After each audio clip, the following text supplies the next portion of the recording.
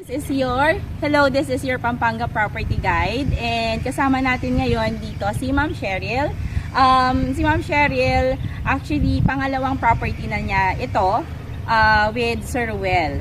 So, Ma'am, bakit ninyo nagustuhan itong Alviera? Anong meron dito kay Alviera na nakita nyo? And also, pakwento na rin kung ano yung mga naging deciding factor kung bakit ninyo napili itong si Alviera aside from the other property na nauna ninyong pre-purchase under Sir Ruel. Yung Alviera kasi, actually ang ganda niya kasi super relaxing pag pupunta ka dito eh. Yung nature, pag gusto mo talaga yung nature, especially sa mga OFW, no, na nagtatrabaho sa ibang bansa, tapos palaging syudad yung nakikita mo, 'di ba? Pag pupunta ka dito, napakaganda, napaka-relaxing ng lahat ng environment, lahat. So, 'yun.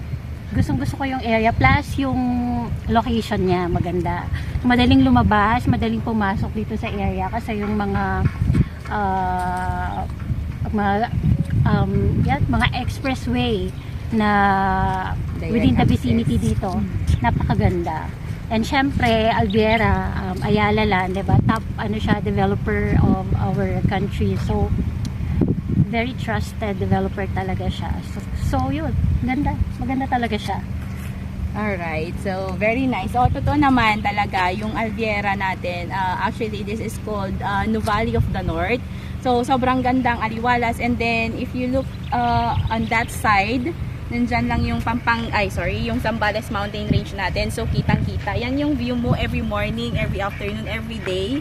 Hindi ka ba naman masisiyahan dyan sa view na yan? Yeah.